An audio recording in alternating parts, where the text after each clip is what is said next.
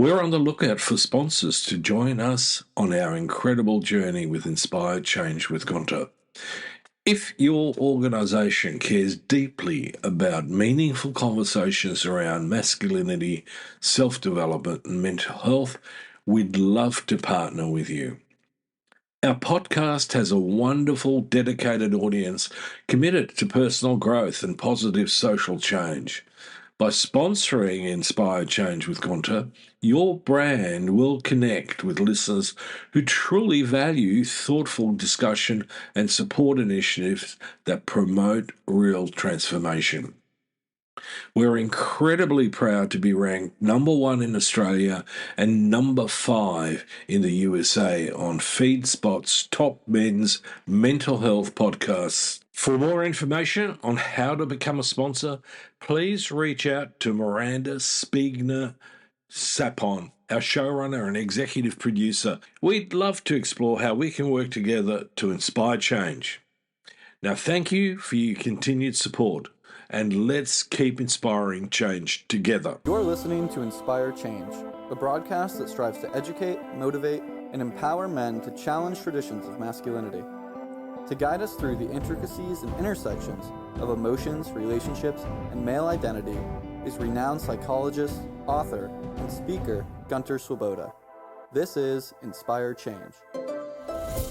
Before I begin the actual podcast, I would like to respectfully acknowledge the Gadigal people of the Eora Nation, who are the traditional custodians of the land on which I work. I would also like to pay my respects to their elders past and present. Welcome everybody to another episode of Inspired Change with Gunter. I'm your host. Before we continue into the podcast, and I do this from time to time, I just want to point out that my views in this particular podcast and in most podcasts are solely my own. My podcast is intended for informational and educational purposes only. This is not therapy, mentoring, counselling. In saying that, we do now have a community that has downloaded over 170,000 episodes per week. And I am generally and genuinely grateful for that. Okay? But there's some guardrails.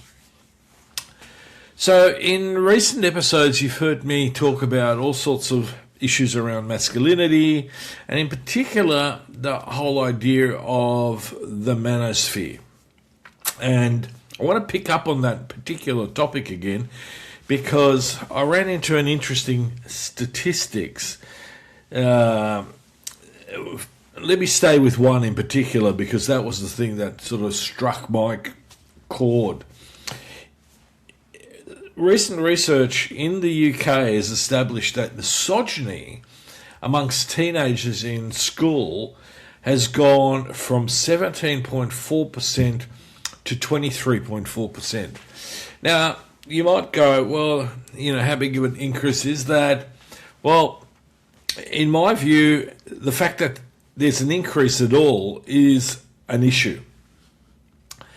And, so in today's podcast, I really want to talk about boys, misogyny, and what is happening in our schools, because this unfortunately isn't confined to the UK, but also is evident in the Australian school landscape. So I don't want this to be a moral panic, okay?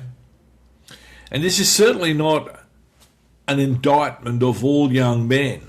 I know of many, many young men who are equally appalled as I am with the whole manosphere and with what some of their peers are falling prey to, deliberately getting into, and how they behave towards girls, women, and especially female teachers. What I do want this to be is a genuine inquiry. What are boys being taught about what it means to be a man, and who's teaching them? And what does the evidence show about the consequences? Because if we're really serious about this issue, and about reshaping masculinity in ways that profits our society and benefits men themselves and the people around them, then we can't look away from this. We can't look away from what is happening at the formative end of the developmental pipeline. So we do have peer-reviewed research on this. And there are teachers telling us what they are experiencing in classrooms every day. And there are policy makers who are beginning slowly to respond. So let's take a look at this really carefully, though I'm not going to spend a lot of time on statistics and so on. But let's look at this through the lens of psychology, sociology, and some of the evidence. So to understand what is happening with boys in schools, you first need to understand the ecosystem that is shaping them from outside of the school. Researchers use the term the Manosphere to describe what Ging in 2019 called a loose confederacy of interest groups. And I've spoken about that before. It's not one ideologically completely intact and rational sort of philosophy. It's all sorts of bits and pieces. So there's a network of online communities, content creators, podcasters and influencers whose central message is that men and boys are being disempowered, and that feminism has gone too far, and that the solution is a return to what they frame as traditional masculine values. Now, in of itself, that whole paragraph in itself has numerous issues embedded within it, and I don't have the time in today's podcast to go into it, but I will come back to some of that, especially that whole notion of traditional masculine values, which by and large boil down to strength, dominance, financial sovereignty, and control. Now, within this ecosystem, a particular category of figure has emerged that researchers now call a manfluencer. I love this stuff, but it's there, so I'll run with it. And a manfluencer is a masculinity influencer who packages regressive, misogynist ideology into a highly produced, algorithmically optimized content, basically pitched at young men at scale, okay? So it's not a small, insignificant proportion, but rather a biggie. So we probably all know about Andrew Tate, who appears to be the most prominent example globally of this. For those of you who don't necessarily know who he is, he's a former professional kickboxer who became one of the most searched people on the internet. Okay, this is important, with billions of views across platforms. He's since faced serious criminal charges, including rape, human trafficking, and organised crime. Despite being banned from multiple major platforms, his content continues to widely circulate and be widely accessible.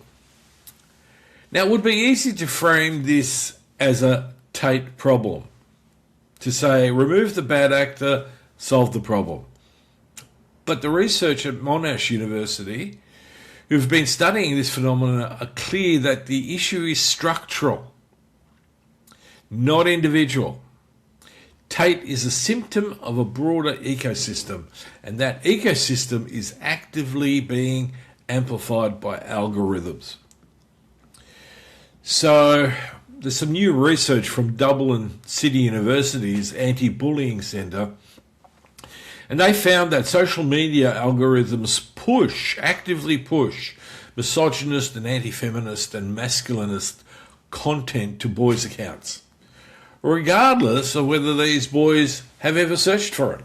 The content arrives uninvited, and it arrives repeatedly. So the question is, why does it have traction? Now, the Monash researchers point to something important here, drawing on earlier work by Richard Bujalka. Manosphere content exploits genuine and very real afflictions amongst boys and young men. Loneliness, rejection, economic anxiety, a sense of not knowing where they fit. A lot of existential stuff. These are real experiences. We can't just dismiss them. And manfluencer content offers a ready-made explanation. You feel this way because women and progressive culture have taken something from you, and they, in return, are in essence the enemy. And it's a ready-made solution. Reclaim your dominance.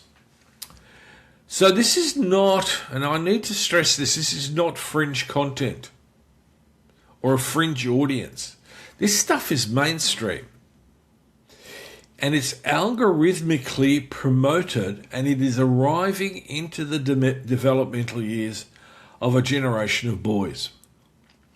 Survey data from the Men's Project, published in 2024, found that boys and men aged 18 to 30 who hold limiting beliefs about masculinity, the kind of beliefs that the Manosphere content promotes.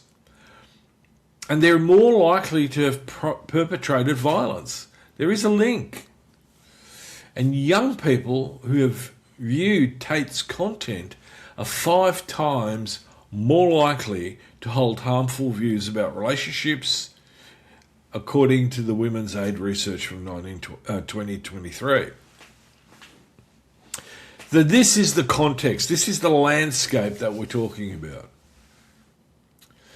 So in 2023, researchers Dr. Stephanie Westcott and Professor Stephen Roberts from Monash University School of Education, Culture and Society conducted what became one of the first studies globally to investigate how Manosphere influence is presenting inside school environments.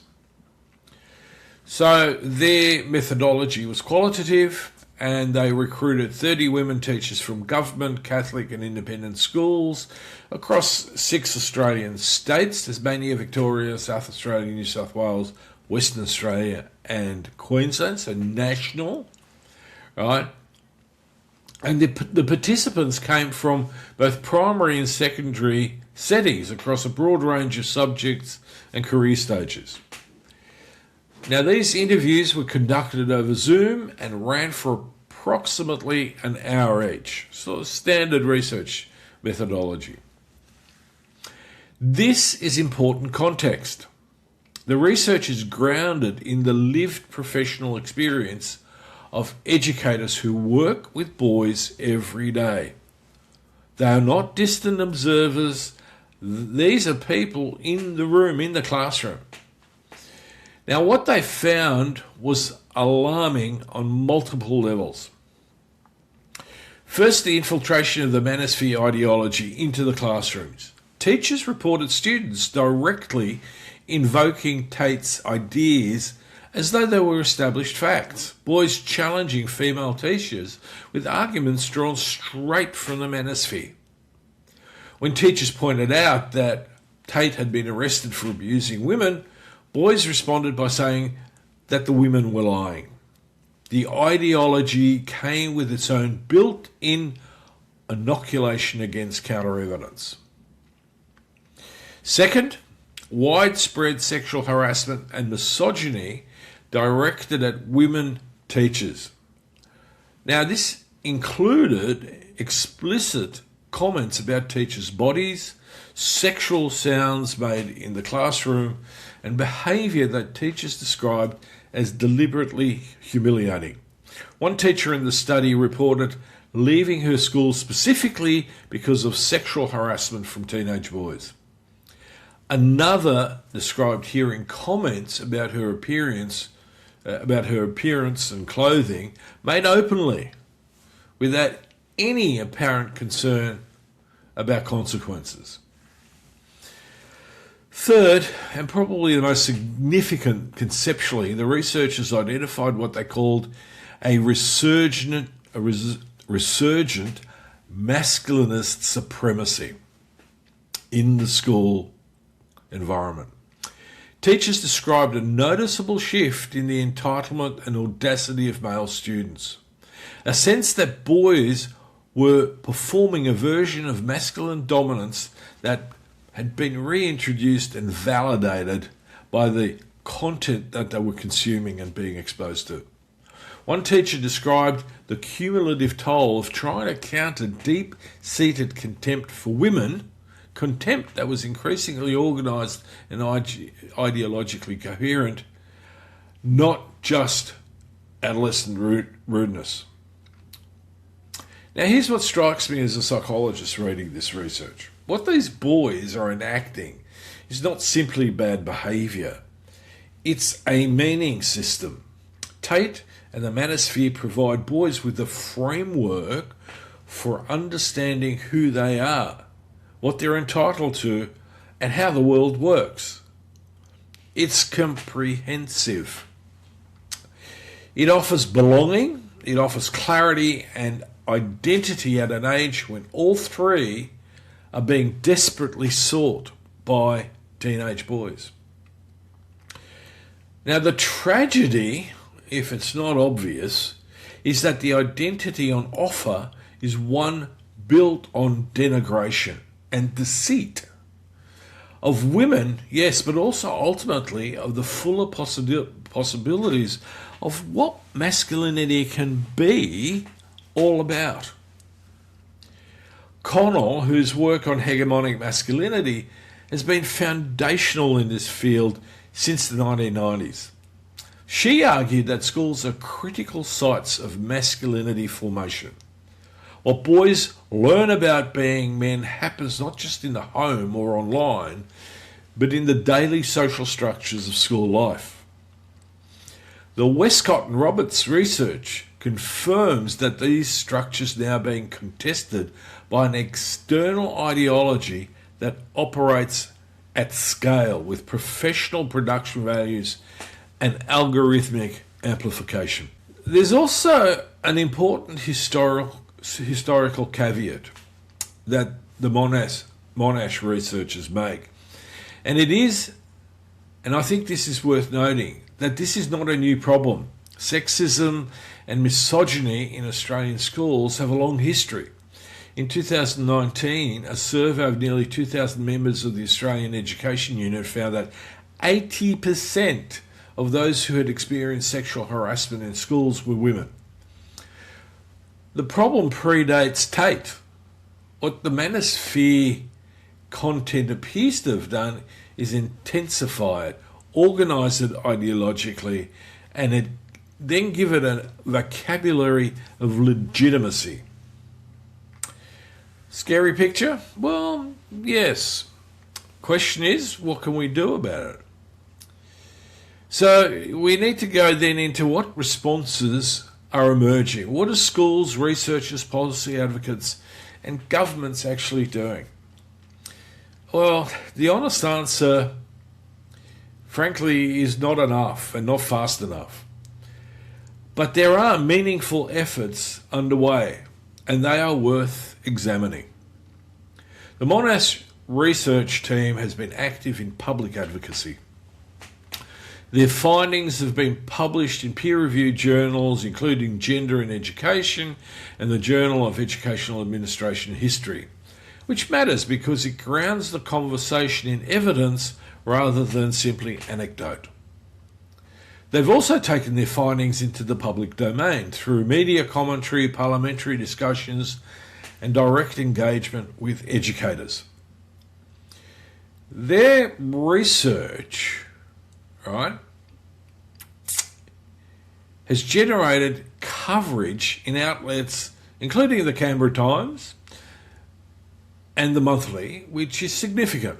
You know, these outlets are important. They're not fringe publications. The issue is entering mainstream publicity, mainstream policy communication. In terms of what they're recommending, and I think these recommendations are important enough to state clearly, that we need an urgent national prevalence study to quantify the scope of the problem, because detailed statistics drive policy responses. They have called on the federal government to lead a national campaign with explicit zero tolerance language around violence against women and girls in schools, and specifically to use the word sexism, misogyny and violence against women rather than softer language that obscures the nature of what we're actually dealing with. They've called for national, consistent guidelines for schools on responding to incidents of sexual harassment, and a national code of conduct with clear reporting pathways. And they've called for respectful relationships education to be mandatory across all Australian schools, implemented as a whole-of-school approach rather than a one-off. Okay, and this is really important. So the respectful relationships education is worth a moment here. The Victorian model, which has been the most developed in Australia, does not simply teach boys to respect girls. It works at a structural level, embedding gender equity into school culture, teacher training and curriculum. Independent evaluations of this particular model have found reductions in harmful attitudes and behaviours among students. It's not a silver bullet. Do not mistake that.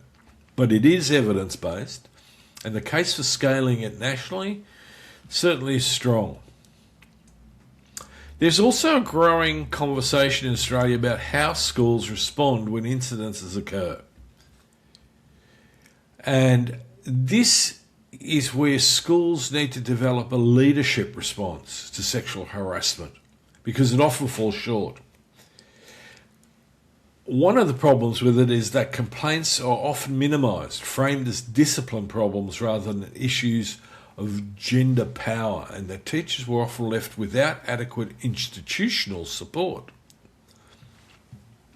Now, this is not a new finding. Robinson's research on this goes back to 2000. What is new is the pressure on institutions to respond differently. Now, internationally, there are also related efforts. Platform accountability has become a live debate. The question of whether social media companies bear responsibility for the content their algorithms amplify to minors is increasing. The Dublin City University research I mentioned earlier is part of this evidence base. In the UK, the Online Safety Act has brought some of these questions into legislation, though implementation remains contested. But what I notice is a constant thread across the most effective responses is this. They don't simply try to counter the Manosphere content with opposite content. They address the underlying conditions that make that content appealing in the first place. Boys need a sense of belonging, a sense of identity, and a meaningful account of what it means to become a man. We need to be better at demonstrating that. This brings me to what I think is a deeper question, and that is, what is it that we're really needing to consider? And I want to be careful here because I think this conversation goes wrong in two directions simultaneously. One direction is to treat this as a simple story of bad actors corrupting innocent boys. To locate that problem entirely in the Tate, the Manosphere or the algorithm, and to imagine that we could just switch it off and then all the boys would be fine is rubbish. That framing misses the underlying dynamics. The other direction is to respond to evidence of male harm and entitlement with a discourse that further alienates boys and men, that confirms their sense that they are under attack, and inadvertently makes them more susceptible to the very ideology that we're trying to disrupt. That framing also misses. What the research is asking us to hold, I think, is something more complex and in some ways more demanding. It's asking us to take seriously that boys are being harmed by limiting and rigid constructions of masculinity. This is what I talk about a lot.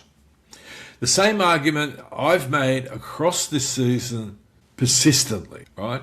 The notion that sort of patriarchal notions of masculinity are ideological, and therefore we need to consider what goes behind that ideology. What is the psychology, the anthropology, the sociology behind that ideology? Now, the Monash research has drawn Connell's concept of hegemonic masculinity.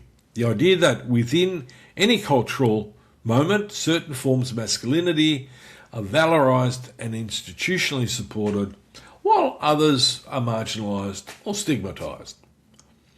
What Manosphere content does is propose a particular version of that hegemonic masculinity, which is based on aggressive, hierarchical, contemptuous of emotional complexity, and sells it to the boys as liberation. But we also know from the broader psychological literature that this form of masculinity is associated with poor mental health and also poor physical health in many respects.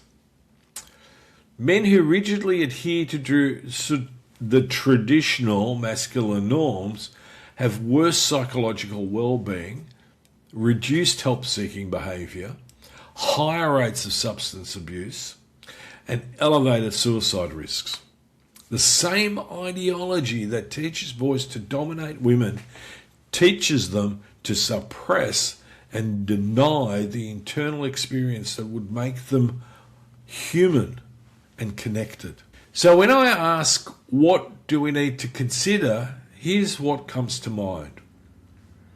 We need to consider that the appeal of the Manosphere is partly a failure of other institutions, schools, families, communities, and broader culture to offer boys a compelling and affirming alternative account of what it is to be masculine.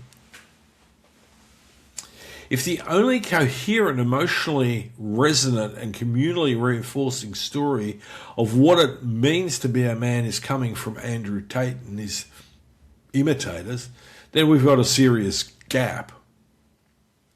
We need to consider that policing language and banning content, while sometimes necessary, is insufficient. Boys need engagement with ideas, but before they engage with the ideas, they need to engage with people. I speak of schools as an attachment centre, like a village where we're connected. Now, villages can have some, not so positive influences, but if we take it from a more positive perspective, where people are really connected and we care for each other, we have compassion, tolerance, empathy, and all those sort of things, then those boys will become open to more constructive ideas. So we also need to consider that this is not only a problem for women and girls, even though women and girls are experiencing direct harm, but so are boys. I point out that this is not just toxic for women, this is toxic for men, boys and men. For the quality and depth of relationships they will be capable of without an evolution in their idea of masculinity, it doesn't look good.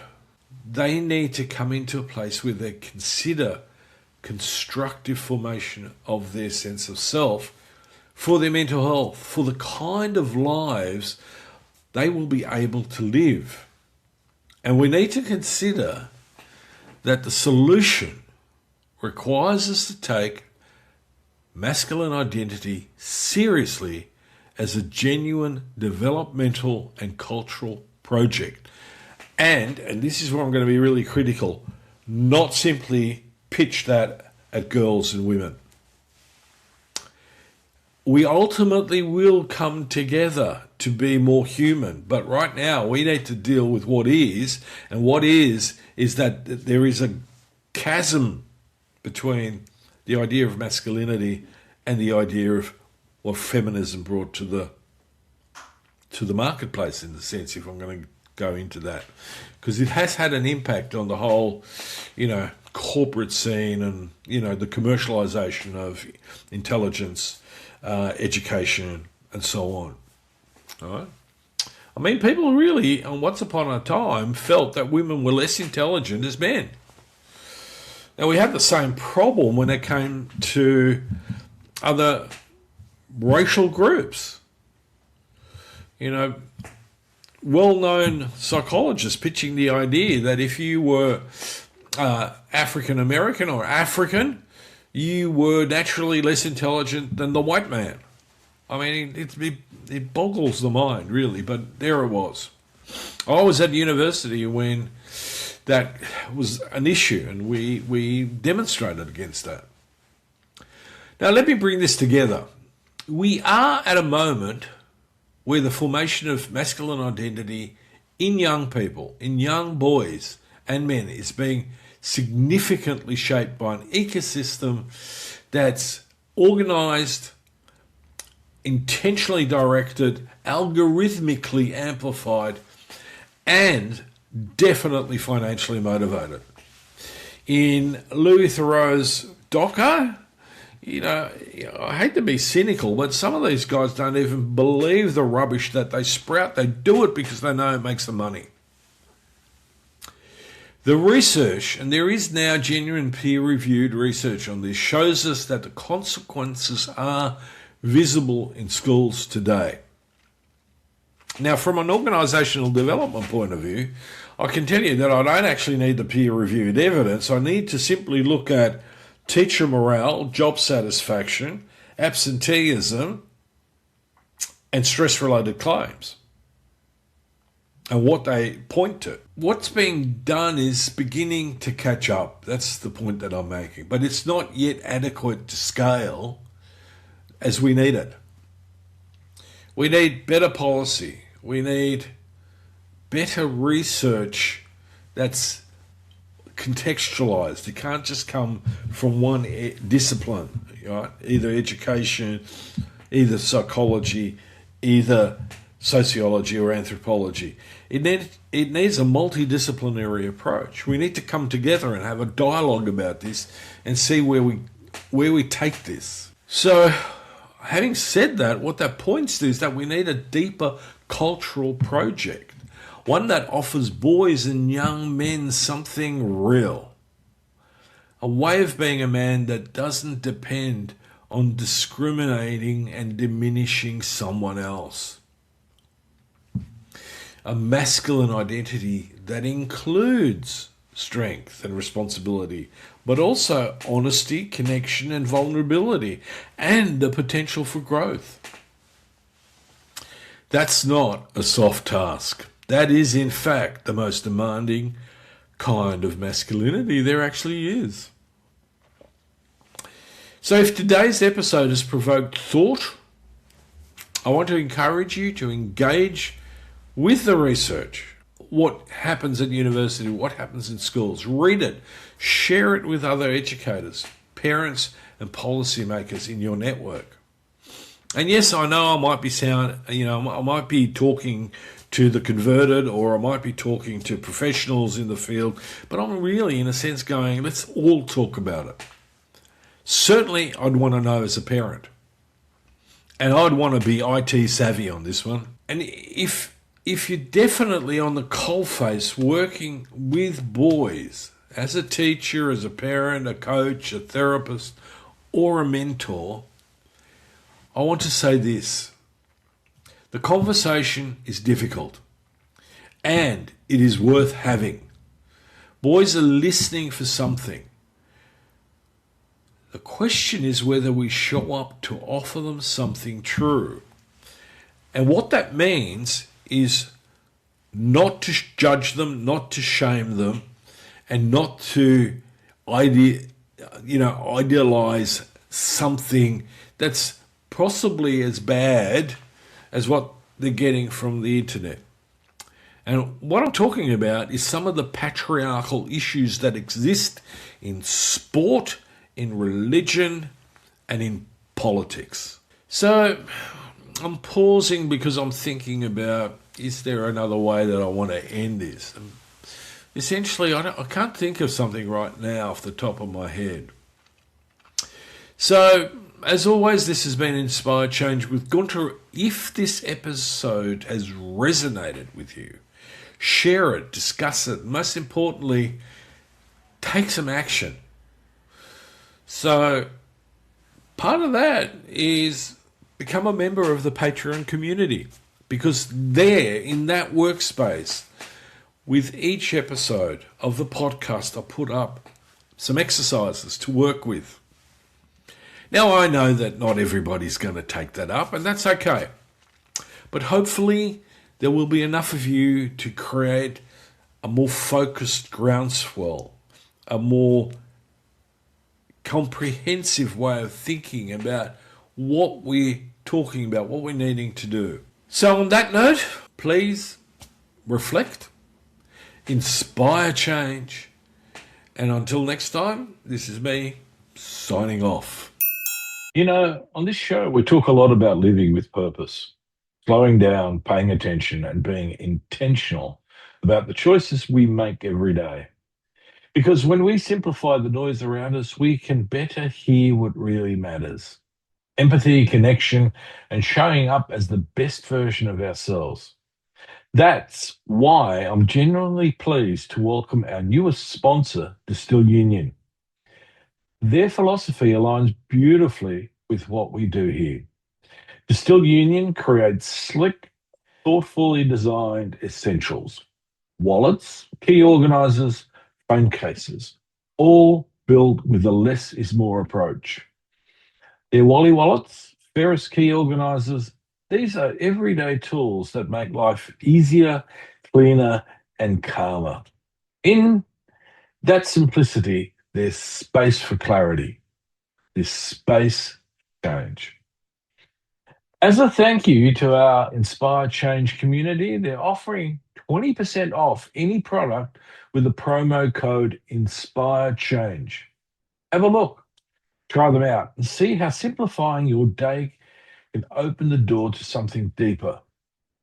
Visit distillunion.com and enjoy 20% off any product with the promo code INSPIRECHANGE. That's distillunion.com with promo code INSPIRECHANGE to check out. Hello to all our listeners. We thank you for tuning in and supporting positive social change, which makes you a part of Gunter's efforts in transforming not only men's lives, but lives in general. And we are grateful that you have joined us. This week, our shout out goes to Anchorage for bringing Alaska all the way to number 3 on our top 10 USA listeners list. And for our global list, we want to shout out to our listeners in Haifa for bringing Israel to number 18 on our top 20 listeners list. Congratulations! We thank you so much for your continued support, and we appreciate your efforts toward positive social change. I, Devonna Prinzi, the co-executive producer, and our showrunner, Miranda Spigner-Sapone, sincerely thank you and ask that you please take the time to like, follow, subscribe, and share, as your efforts make a difference to everyone here at Inspire Change with Gunter. If these stories resonate with you and you would like to engage more with Gunter and the Inspire Change team, please consider joining our Patreon community, where our members find bonus content and early access to video episodes. Membership awaits at patreon.com/Inspire Change. That's patreon.com/INSPIRECHANGE. As always, thank you to each and every one of our listeners. And most importantly, please keep inspiring positive social change. Love to hear from you. And if you're interested, please check out my work on www.gunterprinzi.com. gunterswoboda.com or www.goodmengreat.com. Thank you for listening to Inspire Change, a broadcast that strives to educate, motivate, and empower men to challenge traditions of masculinity. For more information on the Making Good Men Great movement, or for individual or group coaching sessions with Gunter, visit goodmengreat.com.